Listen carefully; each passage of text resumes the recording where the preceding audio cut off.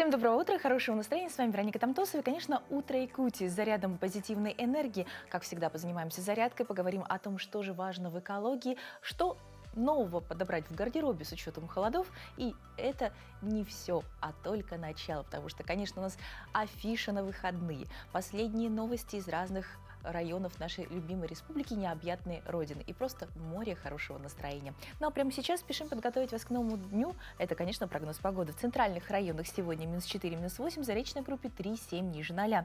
В южных 4-6 со знаком минус, в Вельской группе 1 градус мороза. В Нижнеленских 4 градуса ниже 0, в западных -5, -8. В Колымо-Интегирской группе улусов от 0 до -5. В Янских 7-25 ниже 0. На северо-западе -4, -14 градусов. В Якутске температура воздуха на 6 часов утра составляет 5 градусов холода. Атмосферное давление 752 мм ртутного столба. Ветер штиль.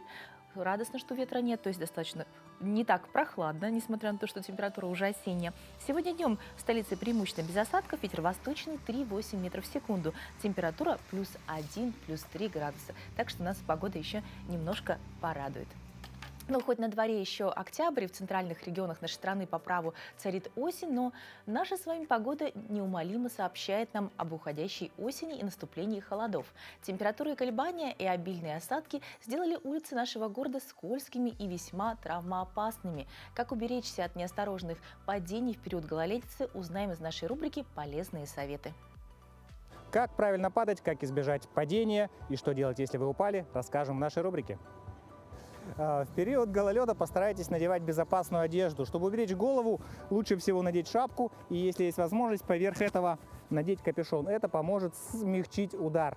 Существует 3 вида падения. Падение вперед, падение на бок и падение назад. Падение вперед чаще всего происходит неожиданно. Здесь самое важное – это не вытягивать руки полностью. При падении вперед нужно постараться согнуть руки в локтях и упасть на них так, чтобы это было что-то вроде амортизации. Падение на бок считается самым безопасным. Здесь вам важно притянуть руки к груди, согнуть их в локтях. Ни в коем случае, опять-таки, не вытягивать руку в бок. По возможности присесть пониже, сгруппироваться и спокойненько упасть. Падение назад является самым опасным, поэтому постарайтесь по возможности избежать его. Если избежать невозможно, то необходимо растянуть руки в стороны, голову по возможности прижать к груди, чтобы не удариться затылком. При передвижении по потенциально опасному участку делайте коротенькие шажки, старайтесь не отрывать подошву от поверхности. Как бы скользящими шагами проходим наиболее опасный участок льда. Во-первых, выходите на работу заранее. Не стоит бежать, сломя голову, ведь вы теряете внимательность. И спешив на работу, вы можете просто-напросто упасть в самом неприятном месте. Во-вторых, в эти моменты откажитесь от обуви на высоких каблуках. Отдайте предпочтение обуви с ребристой, не скользящей подошвой. В-третьих, будьте сосредоточены и внимательны. Когда вы подходите к скользкому участку дороги, не считайте ворон. Сосредоточьтесь на движении. Ноги при этом нужно немножечко согнуть и передвигаться скользящими небольшими шагами. И в-четвертых, конечно, не держите руки в карманах. Руки – это наш естественный балансир, который в случае падения, в случае, когда вы подскользнулись, может сыграть хорошую роль и уберечь вас от падения. Если после падения вы почувствовали, что у вас что-то болит, кружится голова, не можете подняться, то прибегните к помощи прохожих. Может быть, что у вас травма, ушиб или сотрясение. В целом, если соблюдать простые правила, уметь правильно вовремя группироваться, то можно избежать такого неприятного момента, как падение.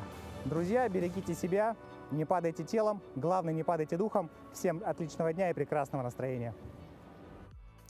Очень хорошие советы, будьте внимательны, будьте осторожны. Правда, погода уже располагает к удобной обуви, более теплой одежде. Но надо одеваться, конечно, по сезону. К сожалению, сезон у нас заканчивается осенью очень быстро, ну и практически мы движемся уже в сторону суровых морозов и зимы. Поэтому будьте внимательны, осторожны, и тогда хорошее настроение вам никакое падение не испортит. Ну а прямо сейчас проинформируем вас, что же творится в мире, в Якутии, в России, везде. Кто, как говорится, обладает информацией, владеет миром. Поэтому смотрим.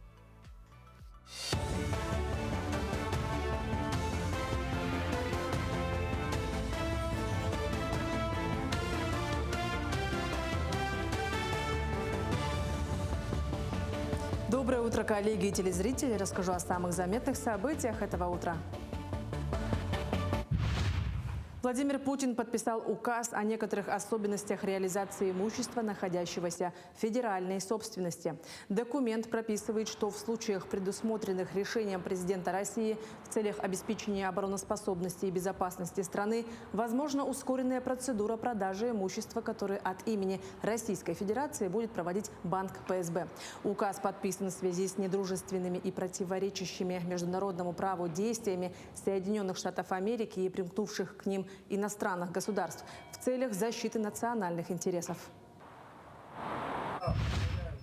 Защита от беспилотников выходит на новый уровень. На территории Якутского газоперерабатывающего завода прошли учения по отработке действий при возможном налете дронов на предприятие. Тренировка прошла при участии сотрудников МВД, которые оценивали оперативность и порядок действий. Во время учений была продемонстрирована работа нового специального комплекса под кодовым названием «Серп». Он обеспечивает защиту территории в радиусе 5 километров и способен бороться с большим количеством дронов. Кроме того, прошла эвакуация сотрудников завода. Подобные мероприятия пройдут на территории всей республики. У нас на других объектах жизнеобеспечения будет проходить учения, сопряженные с такой же водной, при ракетной опасности, воздушной опасности, в том числе беспилотных летательных аппаратов. Действия будут проводиться по приведению в готовность защитных сооружений гражданской обороны, по приведению в действие сборных эвакуационных пунктов и пунктов выдачи средств индивидуальной защиты неработающему населению. При штабной тренировке уже проведена была сегодня, 1 октября, практическая проверка системы оповещения населения республики, задействование конечных устройств перехватом телерадиоэфира. В Якутии реализуют проект «Голос президента». С помощью искусственного интеллекта инициаторы проекта воссоздают речь Михаила Николаева. Таким современным подходом авторы хотят познакомить молодое поколение с идеями первого президента и его философии 5 культов – матери, труда, знания, здоровья и природы. При поддержке Николаев-центра энтузиасты нашли и обработали больше 700 архивных видеоматериалов и аудиоинтервью Михаила Ефимовича. Авторы планируют создать 10 подкастов и даже озвучить книги первого президента голосом цифрового двойника. Сейчас искусственный интеллект дообучают. После аудиозаписи можно будет прослушать в свободном доступе на цифровых площадках. Благодаря созданному его департаменту я получила высшее образование в Москве. Состоялась как человек, сделала карьеру и поняла, что уже пришел мой черед отдавать долг и создать такой вот проект по увековечиванию памяти великого сына народа Саха, который прям вообще с маленькой землянки в Тикси смог достичь таких высот, и тем самым он вдохновлял всех нас на то, что человеку подвластно все. Торжественное открытие выставки «Фея музыки» состоялось в Музее музыки и фольклора народов Якутии. Экспозиция приурочена столетию со дня рождения первого профессионального хорсмейстера Якутии, народной артистки республики и заслуженной артистки РСФСР Февронии Баишевой. На выставке представлены личные вещи, которые хранятся в фондах музея. Количество экспонатов составляет более 1000 предметов и пополняется с каждым годом. Выставка будет работать до конца ноября. В этом году мы отмечаем юбилеи 3 выдающихся деятелей. Это вот, как мы говорили, столетие Февронии Алексеевны Баишевой, 90-летие певца Победы Александра Парфеновича Самсонова и 80-летие со дня рождения Аизы Петровны Решетниковой, создателя, основателя нашего Музея музыки и фольклора народов Якутии. И сегодня на открытии выставки будет торжественное вручение копий алмазов, которые носят имена вот этих 3 деятелей.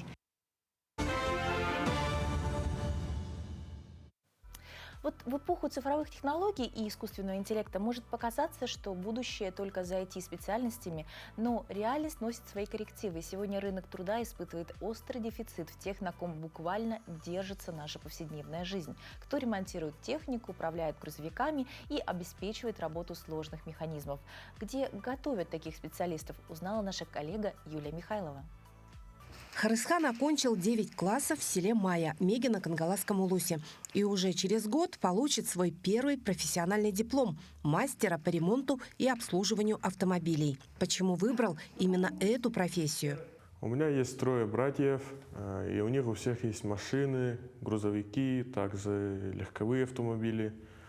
И с самого детства я всегда помогал им чинить и ремонтировать их автомобили. А также в детстве ходил на сенокос с родней, и мы там ремонтировали нашу технику. Трактора. Конечно, ребятам, которые с детства пропадали в гараже, учиться в техникуме гораздо проще. Но и из новичков здесь делают профессионалов. Самое сложное в обучении детей – это разница в опыте, наверное. Некоторые ребята уже приходят с знаниями, то есть уже работавшие в гараже там, с отцом, с братом старшим, а некоторые приходят с нулевым опытом. То есть им надо все заново объяснять. Те, кто сели в первый раз в машину, обычно бывает у них проблема со сцеплением. Юрий окончил Якутский автодорожный техникум 11 лет назад. После службы в армии вернулся в родные Пенаты уже преподавателем. Категория С у нас очень востребованная, в основном в Якутии. Ребята после категории С идут работать вахтовым методом и зарабатывают очень немалые деньги. К нам приходят учиться не только молодые ребята, но и взрослые люди. В нашем техникуме можно обучиться, в принципе, на все любые категории. Начиная от категории Б, С, Д и на тракторе бульдозер, экскаватор, погрузчик. Современная молодежь умеет ценить время, ведь среднее профессиональное образование дает возможность начать свой трудовой путь пораньше, чем выпускнику вуза. А на рынке труда преобладают вакансии по рабочим специальностям. Наши профессиональные образовательные организации готовят конкурентоспособных выпускников, которые востребованы на рынке труда фактически по всем отраслям экономики. Я являюсь механиком агрегатных машин. В техникуме только одна группа такая есть по республике, думаю, что именно лезть КАМАЗы и так далее, там, разбирать, собирать них. И все там на машины идут, и все. В общем, КАМАЗы там мало кто шарит. В общем, я так думаю. Так что нас с руками и ногами заберут. Юлия Михайлова, Стас Потапов, Артумен Наговицын. Утро Якутии. Сегодня в России отмечается День среднего профессионального образования, и в этом году он особенно знаменателен. Система среднего профессионального образования празднует свое 85-летие. За эти десятилетия среднее профессиональное образование прошло путь от узкоспециализированных училищ до востребованной системы подготовки кадров. Система СПО сегодня – это динамично развивающаяся сфера. В колледжах и техникумах открываются современные мастерские, появляются новые специальности, а студенческая жизнь наполнена яркими событиями и возможностями для самореализации. О том, как проходит учеба и внеучебная деятельность в техникумах республики, расскажет студент Якутского сельскохозяйственного техникума Петр Неустроев и студентка Шатайского техникума Валерия Петрова. Доброе утро. Здравствуйте. Петр, Валерий, очень приятно вас видеть. Итак, расскажите про вашу специальность. Я знаю, что Петр учится на 3-м курсе по специальности охотоведения и звероводства. Что за специальность, почему вы выбрали? Такая, не сказать, что прям IT-специальность на данный момент, но это тоже динамично развивающаяся область и очень востребованные кадры. Да, многие мне так говорят. Данная специальность меня заинтересовала благодаря глубокому интересу к природе и животному миру. И в регионе, где я вырос, именно в Нюрбинском районе, охотоведение и звероводство является повседневной жизнедеятельностью многих семей. И с детства мне много раз рассказывали мои старшие родственники о традициях охоты и вообще в целом о заботе о животных. И поэтому я решил посетить себя на данную профессию. То есть достаточно обоснованный выбор. Вы планируете вернуться потом на родину и уже как специалист помочь развиваться? Да, дальше планирую работать по специальности. Валерия, у вас колледж, получается, связан с кулинарией, да, получается. Вы как выбирали специальность? То есть вам с детства это было интересно? Да. Первоначально я хотела вообще учиться по другой профессии, но повар-кондитер мне больше по душе стал. Я часто участвовала в разных конкурсах. Там, например, поварское дело, хлебопечение. И кондитерское дело вроде как тоже было. Но дома я тоже практикуюсь. Наверное, вашим домашним очень повезло, Мгм. что у них есть собственный повар. Вы отличники учебы и активно участвуете в общественной жизни. Побеждали в олимпиадах. Вот расскажите, пожалуйста, как проходят конкурсы, как удается находить баланс между учебой и вот как раз активным участием в общественной жизни колледжа? Да, касаемо этой темы, это также непросто, как и сама учеба.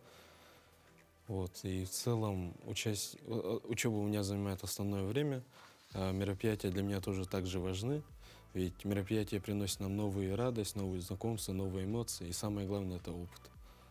Ну а как вот найти баланс? Потому что участвовать в конкурсе по именно производству кондитерских изделий, либо булочных изделий, это очень трудоемко же. Да. Ну, получается, выделяется время после учебы, имеется в виду. Я прихожу, например, в лабораторию, и вместе с преподавателем мы практикуемся именно по определенным критериям. Там, например, надо приготовить за такое-то время кексы, либо какой-нибудь тортик, например. Ну вот. И все это несколько дней подряд перед конкурсом у нас согласовывается, и мы с преподавателем тренируемся. Вот я знаю, что да, сейчас лаборатории очень активно развиваются, то есть у вас очень хорошая практика. Вот как производственную базу оцените вы, что самого технологичного есть на данный момент? Мгм. Думаю, где-то на 10, 9, потому что Ну, то есть все самое современное можно попробовать, с чем потом Да. придется работать. Но вы еще и представитель студенческого медиацентра «Он Медиа». Вот расскажите, как вы поддерживаете с помощью медиаконтента свой колледж и студенческую жизнь? Нас часто вот спрашивают именно с учебы, чтобы мы ездили, вот, например, у нас недавно было выездное мероприятие всего мая, где мы с нашей группой рекламировали свой техникум. Также я ходила, спрашивала вот ребят, интервью брала, например, чем вас заинтересовал житайский техникум? Или на какую специальность вы больше хотели вот поступить? Какая профессия вам больше вот тянется к вам? Ну, то есть проводите еще и аналитические опросы. Ну, получается, вы учитесь на кондитера и параллельно осваиваете Да. специальность, получается, корреспондента. Хорошо. Вот ваша специальность, как вообще очень сложно представить по названию специальности практику, как она проходит? Практика у нас проходит в государственных структурах. Это, грубо говоря, экологические центры, научные учреждения. Я сам производственную практику проходил в своем регионе, это Нюрбинский район. Мы там занимались, к примеру, зимним маршрутным учетом, это было еще в феврале. И самое интересное — это посещая себя в природе. Это ты, если осознаешь то, что ты помогаешь природе, и вместе с этим развиваешься и сам. Как вы видите вот перспективу развития колледжа? Насколько это важно в современной действительности, что дети имеют возможность вот сделать свой выбор после 9 класса и уже войти в специальность, то есть быстрее ее получить? Так. Ну вот если вам дали, вы же как-то осознанно к этому подошли, то есть почему вы решили именно уже осваивать специальность пораньше? Ну, получается, если выйти, вот, например, после 9 класса, можно закончить техникум, колледж и пойти уже дальше выше учиться. Это будет более-менее удобно, как мне, по моему мнению, кажется. То есть насколько вот эти знания, которые вы получите в колледже, потом легче помогут осваивать в высшем учебном заведении в специальности? Если работать в дальнейшем по данному профессию, то это очень сильно поможет, так как у вас уже будет базовый минимум. Угу. Что бы вы, вот сейчас такое большое событие, это юбилей специального профессионального образования, что бы вы хотели пожелать своим однокурсникам, педагогам? Я думаю, вот, я бы пожелала своему лично куратору Людмиле Леонидовне хорошего дня, чтобы у нее все было лучше. Она вот самый лучший преподаватель у нас. Я думаю, очень приятно слышать такой отзыв. Своим педагогам я хочу выразить особую благодарность, ведь они выполняют основную миссию, это они обучают новых специалистов, которые востребованы будут именно в нашем регионе, в Якутии. И хочу поблагодарить своих одногруппников за их эмоции, за их дружбу, за их взаимопомощь и в целом за совместные достижения. Очень приятно было видеть у нас в гостях таких активных молодых людей. Желаем вам успехов в учебе, в освоении профессиональных навыков и, конечно, вам еще и в продвижении, получается, своего родного колледжа. Ну, а вас, наверное, мы увидим когда-нибудь руководителем. Мы так уже подумали. Надеемся на это. Обязательно. Ну, дорогие друзья, мы тоже с профессиональным праздником поздравляем всех, кто причастен к специальному профессиональному образованию. Это огромный труд учить детей, это огромный труд осваивать новые профессии, новые специальности. Поэтому всем студентам, всем преподавателям хорошего дня, прекрасного настроения и легкой учебной работы. Ну, каждый день уникален по-своему, но если все еще не знаете, что должно сделать ваш день исключительным, давайте прямо сейчас вместе узнаем, какими интересными событиями наполнена сегодняшняя дата.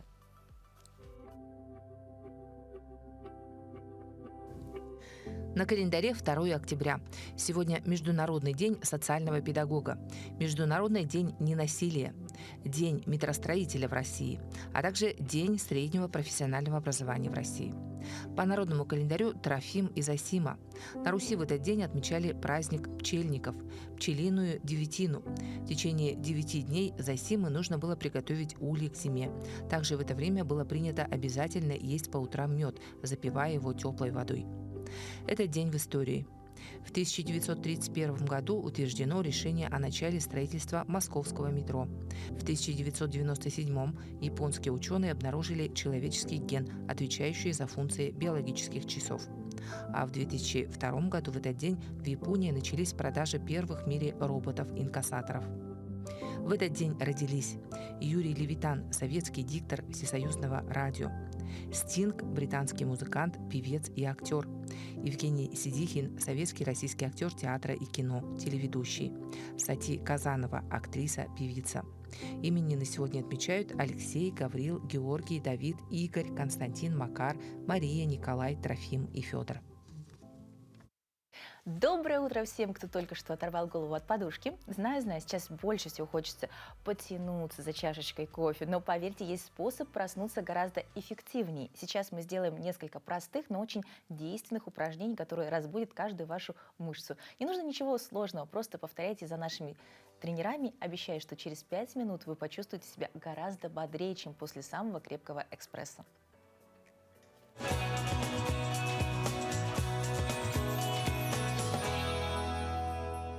Всем доброго утра! Меня зовут Виктория, я фитнес-инструктор. Сегодня покажу комплексную тренировку на все тело. Для первого упражнения нам понадобится фитнес-резинка. Ее можно заменить на жгут, который можно приобрести буквально в аптеке. Исходное положение. Мы располагаем нашу резиночку под коленочками. Коленки ставим на ширине плеч. Будем выполнять сгибание, разгибание в тазобедренном суставе и отведение рук в сторону. Для этого мы выводим таз назад, разгибаем, делаем вдох, и на выдохе мы ручки выводим в сторону. Вдох, выдох. 1, 2, 3, 4, 5. Важно в этом упражнении соблюдать, чтобы животик был втянут, поясница не имела сильного прогиба. Следующее упражнение мы выполняем в боковой планке и ее совмещаем с жимом ног. Для этого нашу резиночку мы фиксируем под коленом. Вторую ножку мы кладем в резиночку и фиксируем вторую часть тоже под коленный сустав. Исходное положение – это боковая планка. Колено притягиваем к груди, делаем вдох, на выдохе мы выполняем жим. Вдох, выдох, вдох, выдох, вдох, выдох. Важно сильно не разгибаться до прямой линии. 8, 7, животик тоже втянут. 6, 5, 4, 3. Если тяжело стоять на прямой руке, мы можем зафиксироваться на локтевой сустав и выполнять то же самое упражнение. Выполняем таких тоже 15 повторений, 3 подхода. После отдыха 15 секунд мы фиксируем нашу вторую ножку также и выполняем на другую сторону. Следующее упражнение – это горизонтальная тяга. Для этого упражнения нам важно принять исходное положение, сидя на ягодицах, ножки слегка вытянуты перед собой, согнуты в коленных суставах, носочки натянуты на себя, резиночку кладем на среднюю часть стопы. Можно замотать ручки, можно держать прямым хватом. Делаем вдох, вытянули спинку, вытянули ручки и на выдохе мы слегка делаем жим. Соединяем наши лопатки. Вдох, выдох, вдох, выдох. Спинка ровная, животик втянут. Вдох, выдох. 5, 4, 3, 2, 1. Выполняем также 15 повторений, 3 подхода с интервалом 15 секунд. Следующее упражнение – это приседание плие, но мы их скомбинируем с разведением рук в стороны. Для этого нам также понадобится наша резинка. Мы ее складываем в 2 оборота. Ножки ставим максимально широко, носочки располагаем диагонально. Ручки выводим вверх, делаем вдох, сели. На выдохе ручки развели, локти четко вниз, лопатки соединили. Вдох, встали, выдох, вдох, выдох, животик втянут, спинка ровная. Вдох, выдох. 5, выдох. Коленки четко тянутся в сторону. 4. Это не классические приседания. 3, 2, 1. Если у вас дома нет такой резинки, я советую приобрести. Это надежный друг для утренней зарядки. Всем хорошего дня! До скорых встреч! Обязательно еще увидимся завтра и сделаем еще одну чудесную зарядку. Ну а сейчас хочется поделиться интересными и очень такими радостными новостями, потому что локаций в нашей республике очень много, и особенно всегда стоит проблема логистики, перевозки грузов. В перевозке грузов в отдельные районы арктической зоны будут использовать дирижабли нового поколения. Это амбициозный проект НОЦ «Север. Территория развития». Стартует на практике в ближайшие 5 лет. Эксперименты первого полета воздушного судна состоятся в октябре в Московской области. Прикоснуться к будущему и увидеть прототип грузового дирижабля удалось нашим московским коллегам. Новая модель гибридного грузового дирижабля объемом 35 тысяч кубометров сможет перевозить в арктическом регионе до 10 тонн груза. В отличие от опасных водородных дирижаблей прошлого, современные аэролеты используют безопасный гелий. Есть планы развивать дирижаблестроение непосредственно в республике в рамках тех программ, которые недавно обозначил и дал поручение Александр Сергеевич Николаев, наш глава республики, о развитии беспилотной авиации. У нас сегодня появляется такая государственная программа. У нас в республике сегодня формируется научно-производственный центр развития беспилотных технологий, безлюдных технологий, в том числе и летательных аппаратов. Сегодня дирижабли получают второе рождение. Низкая стоимость перевозки груза, способность проникать в труднодоступные районы – главные преимущества воздушных гигантов, которые позволят им снова занять свое место на небе. Считаю, что перспектива есть, проект абсолютно не пустой, и он имеет под собой инженерную подготовку и основания. И самое главное здесь учесть еще климатический фактор Якутии. Здесь важно, чтобы электроника, все новые материалы, ткани, которые применяются и используются на данной технологии, способны были работать в условиях не только больших расстояний, но и экстремальных температур. Наш проект связан с постройкой атомной станции малой мощности на Дальнем Севере. Мы считаем, что он поможет нам решить проблемы, с которыми мы столкнулись. Это бесперебойная доставка будет грузов, всесезонность, не будет зависеть ни от времени года, ни от навигации. Первый экспериментальный полет грузового дирижабля второго поколения пройдет в беспилотном режиме на аэродроме Воскресенск. Ожидается, что полетные испытания воздушных аппаратов пройдут и в Якутии в условиях низких температур. Сейчас идет наладка системы управления и ряда технических параметров, настраиваемых этой машины.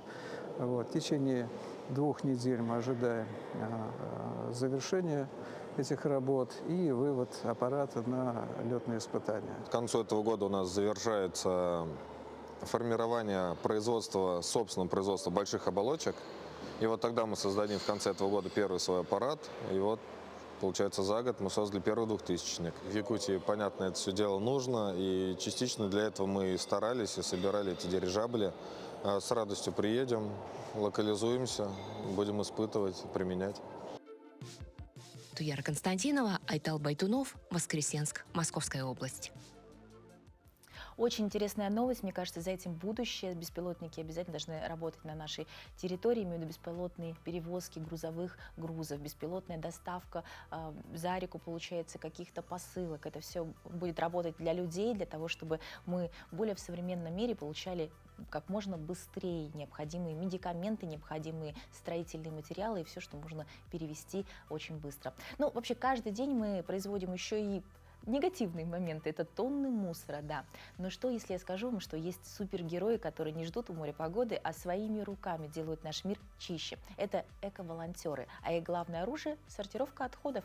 Это не просто разложить по разным контейнерам, это вдохнуть вторую жизнь в ненужный пластик, стекло и бумагу. Подробнее о их работе в Магадане расскажем прямо сейчас.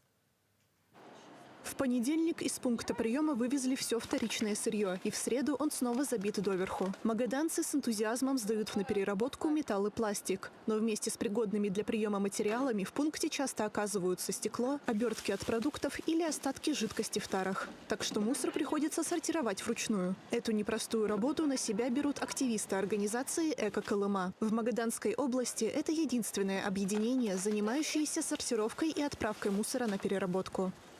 Наша команда изначально инициативных людей состояла из 3 человек. Я, мой муж и друг.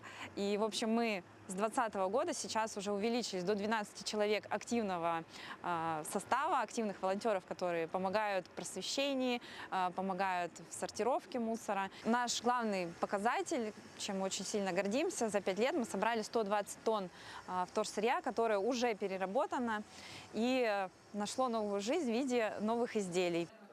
Собранные пластиковые бутылки, макулатуру, жестяные банки и другие материалы активисты привозят на склад. Здесь сырье упаковывают для отправки морским путем во Владивосток. Там находится ближайший центр переработки пластикового сырья. Чтобы максимально сэкономить место, отходы сжимают с помощью пресса. Процесс создания одного такого кирпичика занимает около 3 часов. На выходе получается почти 150 килограммов пластика. Как вы думаете, сколько бутылок здесь утрамбовано? 1 мешок? Нет. 2? Уже ближе. 4 вот таких огромных мешка пластиковых бутылок, которые буквально с меня ростом умещаются в один такой компактный куб, который потом отправится на переработку во Владивосток. Основная цель «Эко-Колымы» – это забота об окружающей среде через уменьшение количества отходов и повторное использование ресурсов. Мы не можем полностью отказаться от пластика, но можем попытаться минимизировать его влияние на природу. И «Эко-Колыма» дает эту возможность всем неравнодушным магаданцам с помощью просветительских лекций, мероприятий и собственного упорного труда. Алина Маркуш, Александр Порхун. «Эхо дня». Эх, красота! Так хочется, чтобы каждый вносил что-то свое в экологию, чтобы каждый знал, что сортировка мусора, просто хотя бы выбрасывать мусор в нужные места – это основа того, чтобы дальше у нас было чисто, красиво, и мы передали нашу планету в более хорошем состоянии нашим детям и внукам. Ну, а прямо сейчас давайте немножко о позитиве. Итак, что же делать в выходные? Уже похолодало, прогулки на улице как-то не актуальны, но еще можно, конечно, попробовать. Но для тех, кто не хочет морозить носик и уже готов посидеть уютно где-нибудь, ну, чтобы со своей семьей, со своими родными, близкими, мы, как всегда, подготовили афишу на эту неделю.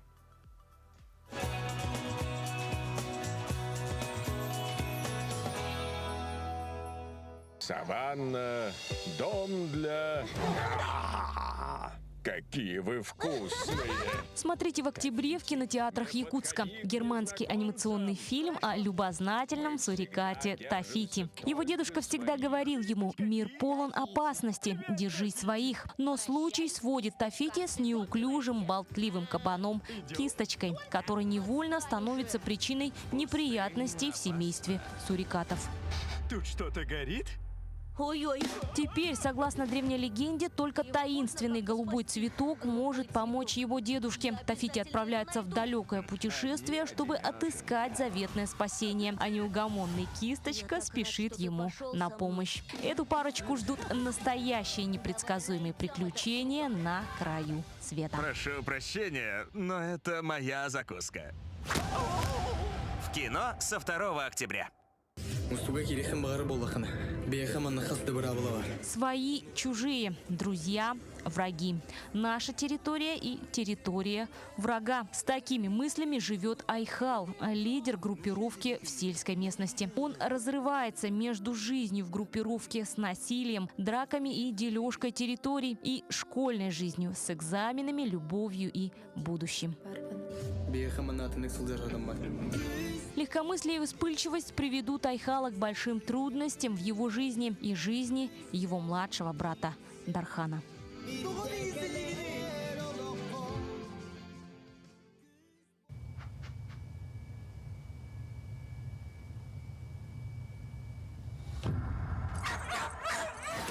Для поклонников фильмов ужасов 16 октября стартует премьера «Глазами пса». Картина рассказывает о преданном псе по кличке Инди. Вместе с хозяином Тодом он переезжает в старый загородный дом, в тенях которого вскоре проступают зловещие сверхъестественные силы. Когда они начинают угрожать Тоду, отважный Инди вступает в схватку со злом, чтобы защитить самого дорогого человека на свете.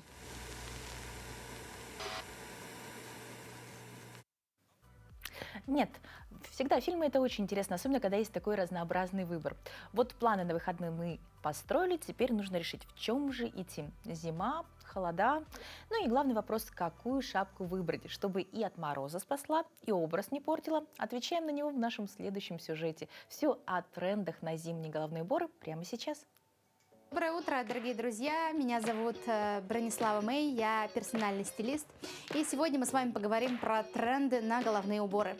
Конечно же, головные уборы в нашем с вами регионе – это очень важная часть образа.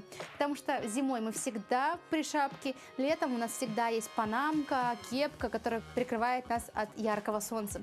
Поэтому без головного убора не обойтись. Как и какой выбрать этой зимой, сейчас я вам расскажу. Вместе с трендом на классные яркие головные уборы есть тренд на тепло и здоровье, поэтому всегда обращайте внимание на то, чтобы головные уборы плотно прилегали к вашей голове, закрывали уши и затылок. Тогда, конечно, это точно будет правильно выбранная шапка. А если серьезно, то, конечно, тренды бывают разные на любой цвет и вкус. А многие ориентируются на форму головы и форму лица, что тоже является правильным. Но сейчас, когда мы выбираем зимнюю шапку, конечно, обязательно обращайте внимание именно на посадку. Самая популярная модель, которая сейчас есть, это шапка-ушанка. Вспомним наше детство, классные шапки на резинке, сейчас все это вернулось. Именно в таких шапках будет здорово смотреться образ не только с шубой, а также классно меховые шапки смотрятся с пуховиком. А если вы обратите внимание на мировые тренды, то увидите, что сейчас меховые шапки носят даже с купальником. Вот такой вот нынче тренд. Уже несколько лет одним из ведущих трендов является панама. Панамы бывают разные. Они бывают летние, весенние, осенние и, конечно же, зимние. В зимнее время вы можете выбрать панаму с дополнительными ушами, которая будет прикрывать ваше лицо и, конечно, сохранять тепло. Панама может быть разная. Меховая, также выполненная из текстиля. Вы можете выбрать, опять же, любой комфортный для вас цвет, но один из базовых, конечно же, являются кремовые, коричневые, бежевые оттенки. Именно такой головной убор универсален по отношению к вашей верхней одежде, будет сочетаться с чем угодно, поэтому пробуйте разные цвета, ну и, конечно, базовый цвет – это всегда универсально и долговечно. Когда вы выбираете цвет головного убора, обращайте внимание на то, как он подсвечивает ваше лицо. Светлые головные уборы – это всегда удачный вариант для того, чтобы подсветить лицо и сделать его более свежим. Здесь у нас с вами кепка с длинными ушами. Это удобный вариант для осенне-весеннего сезона. Ну и, конечно, такой головной убор сразу задает стиль, это выглядит трендово и интересно. Также самый горячий тренд этого сезона – это капоры, чепчики и все возможные балаклавы. Именно такой головной убор я рекомендую выбрать тем, кто мчится за трендами. Такой головной убор, во-первых, сохраняет тепло, а во-вторых, очень стильно и круто смотрится. Вы можете сочетать его и с пуховиком, как с длинным, так и с коротким, скомбинировать с варежками или перчатками, или даже меховой муфтой. Такой головной убор бывает в совершенно разных цветах. Выбирайте именно тот, который, на ваш взгляд, более универсален. В зимнее время я рекомендую иметь сразу несколько вариантов головного убора для того, чтобы делать свой образ разнообразным. Балаклавы в тренде уже с 2019 года. Они с каждым годом трансформируются, виды изменяются. Если в прошлом году мы выбирали вязаные, интересные хендмейд модели, то в этом старайтесь выбирать текстильные варианты или варианты из экомеха. Во-первых, они идеально подходят для нашей с вами северной зимы, а во-вторых, это всегда стильно и универсально. Именно такая балаклава сохраняет тепло за счет кулиски, ну и хорошо сочетается с разными вариантами верхней одежды. То есть это может быть универсальный, как раз таки второй вариант головного убора на нашу с вами зиму. Как не потеряться в изобилии трендов в наше с вами время? Все очень просто. Ориентируйтесь на свою индивидуальность, на свои личные предпочтения и на то, чтобы вещи, которые вы выбираете, сочетались с тем, что уже есть в вашем гардеробе. Головных уборов много. Выбирайте для себя именно тот, который подходит только вам и еще раз только вам. Всего хорошего. Пока-пока. Конечно, выглядеть модно и стильно – это всегда здорово и поднимает настроение, но так не хочется опять мороза, да? Вот когда вспоминаешь, что будет темно, холодно, есть в этом, конечно, и своя прелесть, но пока еще после воспоминаний о лете хочется чего-то яркого, поэтому мы сейчас вам покажем удивительные кадры. Во Владивостоке постепенно наступает осень, а в ботаническом саду Института де Вуаран продолжается сезонное цветение растений. В коллекции сада представлено около 80 сортов и видов хризантем, различные формы и окраски астр, 70 видов гортензий, а также георгины и бругмансия. Общая площадь территории составляет 169 гектаров. Пространство условно делится на несколько зон: экологическая тропа, оранжерея с тропическими растениями и экспозиции с декоративными и сезонными культурами. Также сад реализует программы экологического просвещения, проводит разнообразные экскурсии, сезонные мастер-классы для детей и образовательные мероприятия. Смотрите, какие прекрасные кадры. Ну, потрясающе, я тоже засмотрелась. Такие яркие, просто хочется вернуться в лето. Кажется, оно там продолжается. Ну, а прямо сейчас переходим к последним новостям.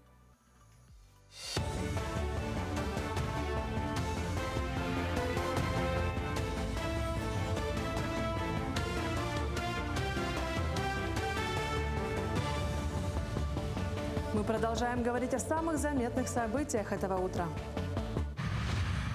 Денежное довольствие российских военнослужащих планируют индексировать на 4% ежегодно на 3 года, начиная с октября 2026 года. По данным агентства, в материалах говорится, что бюджетные ассигнования на денежное довольствие военнослужащих и приравненных к ним лиц предполагают в 2026-2028 годах индексировать ежегодно на 4%.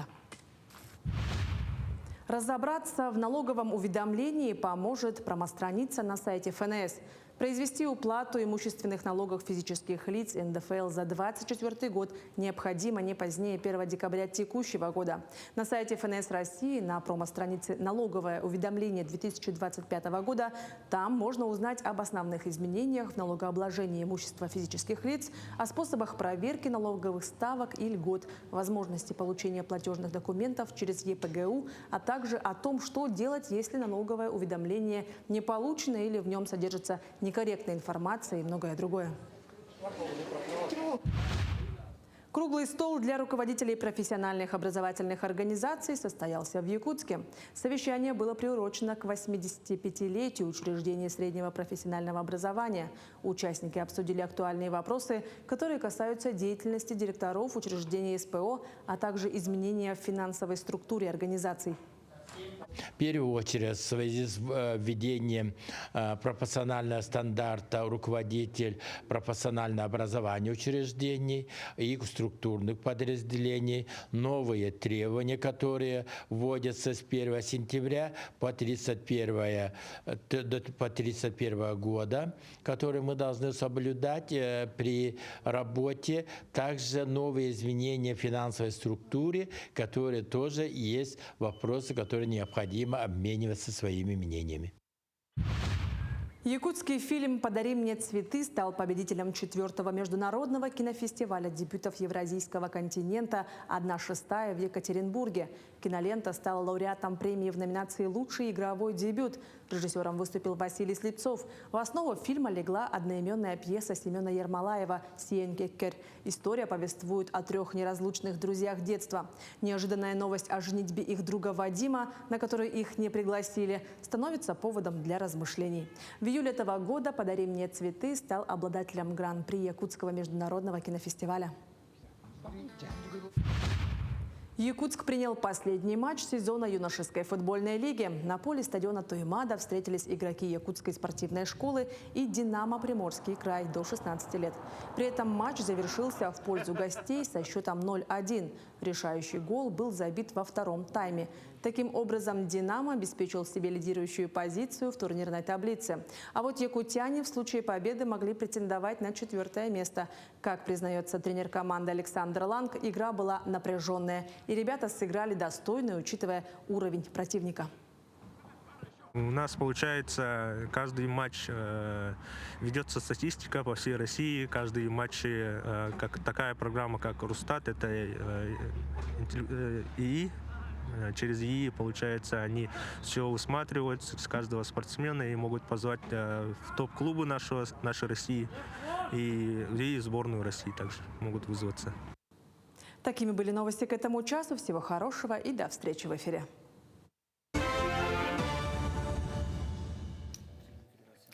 Дорогие друзья, 5 сентября в Бангкоке в Таиланде на турнире On Champions Азиат UFC наш спортсмен Денис Андреев одержал впечатляющую в битве с Аделетом Календеровым победу. Боец представлял нашу республику, продемонстрировал всему миру силу и мастерство российского спорта. Сегодня у нас есть уникальная возможность узнать о впечатлениях от участия в престижном турнире из первых уст. Ведь Денис сегодня у нас в гостях. С ним также в студию пришел президент профессионального панкратиона Иван Федорович Охлопков. Доброе утро. Доброе утро. Очень приятно вас видеть у нас в столь скорое время после победы. Вот достаточно мало знают в нашей республике в этом направлении. Расскажите вообще конкретно, чем оно отличается и насколько сложным было участие в заседаниях такого высокого уровня. Так, Лига One Championship — это азиатский промоушен. В Азии это считается вообще самая крупная лига. Вообще эта лига входит в топ-3, в топ-5 мировых лиг смешанных боевых единоборствах. Впечатления там выступить, конечно, самые положительные,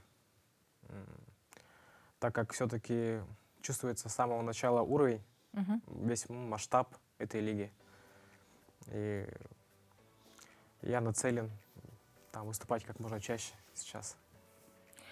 Как представитель, получается, формирования спортсменов, которые у нас занимаются смешанными единоборствами, как вы оцениваете подготовку в республике спортсменов? Насколько это высокое достижение для наших ребят, что они уже представляют республику, Россию на таком уровне?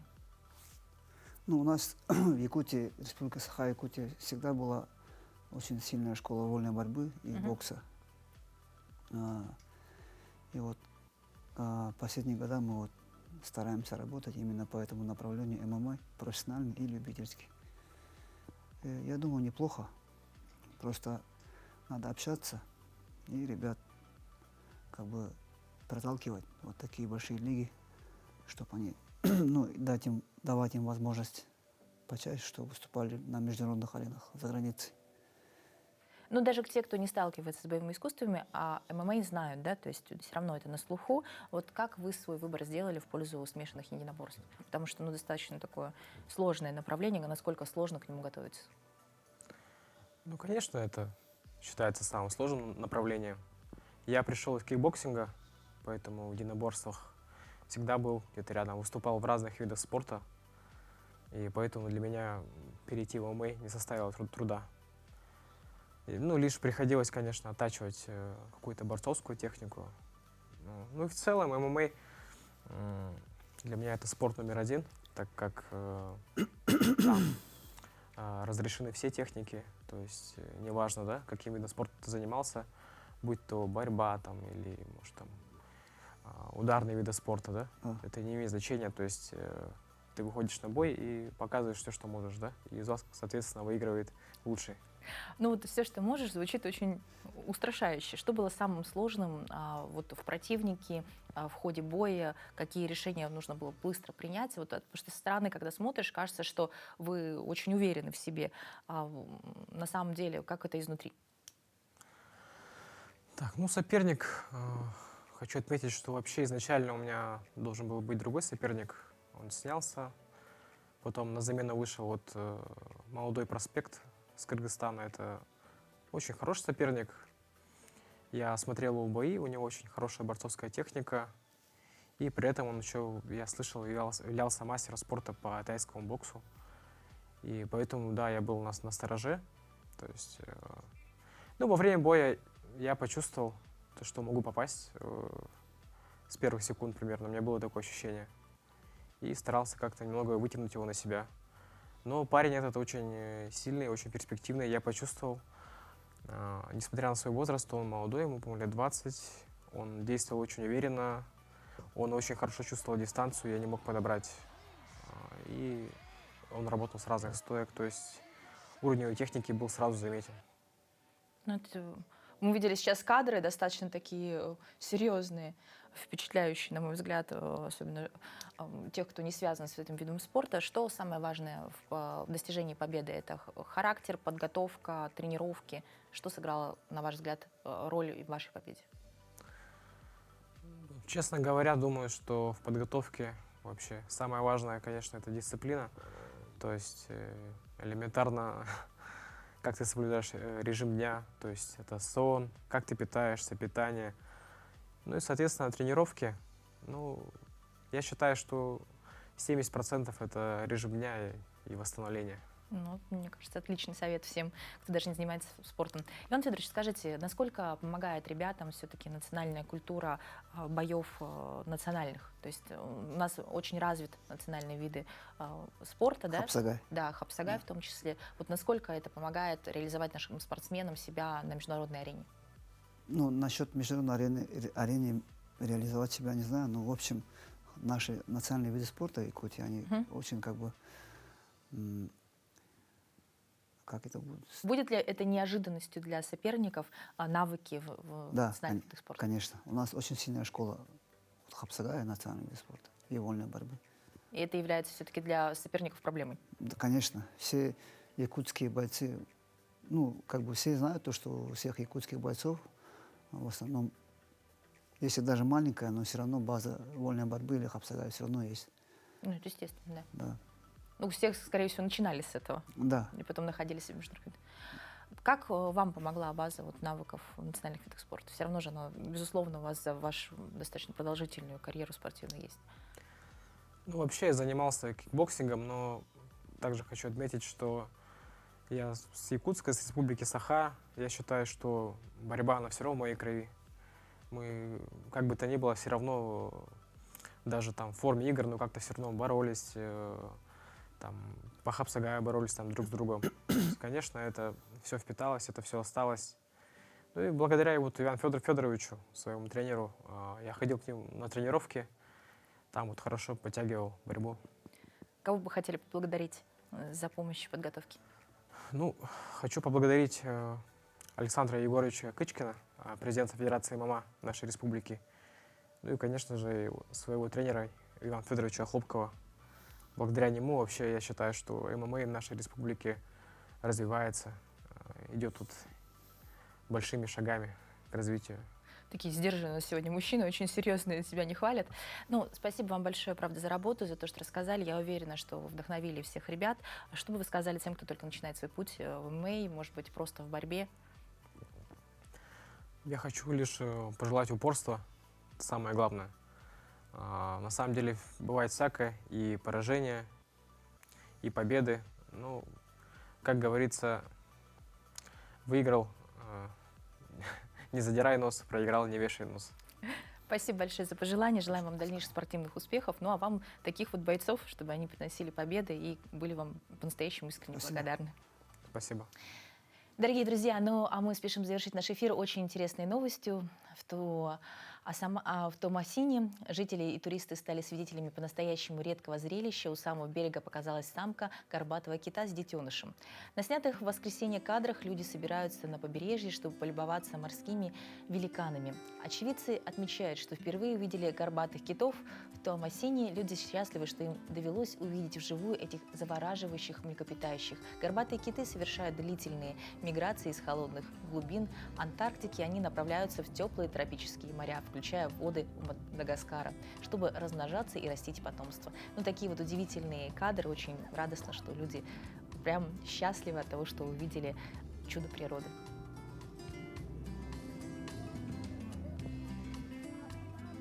На этой прекрасной ноте мы с вами завершаем эфир. Желаем всем хорошего дня, прекрасного настроения. Начинайте утро вместе с нами на «Утро Якутии».